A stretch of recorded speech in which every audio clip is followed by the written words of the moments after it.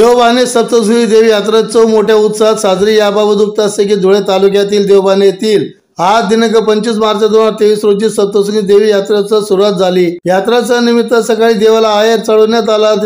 तदनंतर दुपारी 4 वाजता संपूर्ण देवबाने गावातून भव्य असे एकत्र मिरवणूक काढण्यात आली। यावेळी तमाशा मंडळाचे देखील आयोजन करण्यात आले। तर या देवबाने येथील सप्तशृंगी देवी यात्रोत्सव संपूर्ण पंचकोशीतील आजूबाजूच्या परिसरातील भाविक भक्त या ठिकाणी येतात। या सप्तशृंगी देवीचे दर्शन घेऊन या यात्रोत्सवाचा आनंद लुटत असतात। विविध दुकाने थाटली जातात, त्यात पाळणे, खेळणी दुकाने, मिठाई दुकाने आदी संसार उपयोगी वस्तू थाटली जातात। या यात्रेचा आनंद भाविक भक्तजन घेत असतात। तर यात्रेसाठी देवबाने ग्रामपंचायत सरपंच, ग्रामपंचायत सदस्य, ग्रामस्थ, विविध कार्यकारी सेवा सहकारी सोसायटीचे पदाधिकारी, त्याचबरोबर तरुण मंडळ, ज्येष्ठ नागरिक, तरुण मित्रमंडळी यांचे देखील सहकार्य लाभत असते। तर यावेळी लोकनियुक्त सरपंच संजय देसले, तर उपसरपंच पोलीस पाटील अजबराव देसले, माजी उपसरपंच ज्ञानेश्वर मोरे, प्रमोद देसले, धनराज देसले, अमोल देसले, रतन देसले, शशिकांत देसले आदी उपस्थित होते।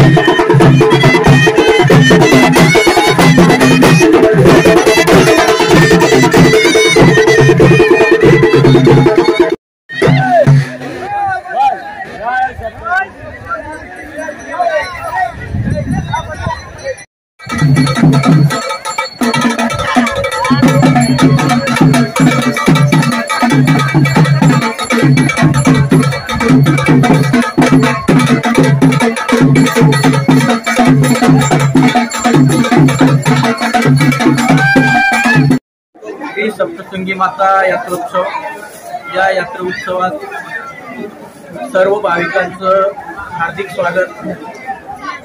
आमच्या देवबाने ग्रामपंचायततर्फे सर्व भाविकांना शुभेच्छा। तर नवीन वर्षात चैत्र शुद्ध चतुर्थीला ठिकाणी ते सप्तशृंगी मातेचा यात्रोत्सव या ठिकाणी देवबानेमध्ये साजरा केला जातो। गेल्या 30 ते 35 वर्षापासून ही यात्रेची परंपरा आमच्या गावामध्ये चालू आहे.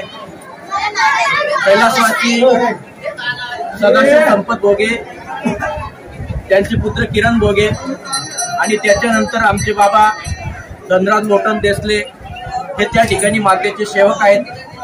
आणि दरवर्षी सालाबादाप्रमाणे सर्व यात्रेचं आयोजन त्या ठिकाणी आमचे बाबा धनराज लोटन देसले हे करत असतात. आणि त्याच्यात आमच्या सर्व गावकऱ्यांचं, सरपंच, उपसरपंच, ग्रामपंचायत सदस्य, पोलीस पाटील, विकास सोसायटी चेअरमन, सदस्य या सर्वांचं सहकार्य असतं. आणि या सहकार्याच्या भावनेतून त्या ठिकाणी एक एकोपा या ठिकाणी तयार होतो. कारण आज सकाळपासून पाहिलं तर बऱ्याच भगिनी या ठिकाणी सकाळपासून येत आहेत. कोणी नैवेद्य दिला, कोणी मान मानला असेल तो मान त्या ठिकाणी पूर्ण केला. आणि संपूर्ण गावातील भगिनी आणि बंधू या ठिकाणी येत असल्या कारणाने एक सामाजिक एकोपा तयार झालेला आहे. आणि त्याच्यातून त्या ठिकाणी एक गावाची एकता दिसून येते. या यात्रेमध्ये बरेच पालखीवाले असतील, खाद्यपदार्थीवाले असतील किंवा बरेच पाल या ठिकाणी आले, टोपी विक्रेते, चष्मा विक्रेते, या सर्वांचं त्या ठिकाणी आम्ही आभार व्यक्त करतो. आणि सालाबादाप्रमाणे या ठिकाणी तमाशाचाही कार्यक्रम बाबांनी ठेवलेला आहे. गावकऱ्यांनी त्या ठिकाणी त्या तमाशाचाही स्वाद घ्यावा अशी गावकऱ्यांना त्या ठिकाणी विनंती करतो. जय सप्तशृंगी माता की जय. आजच्या बातमीपत्र संपले. पुन्हा भेटूया पुढच्या बातमीपत्रात.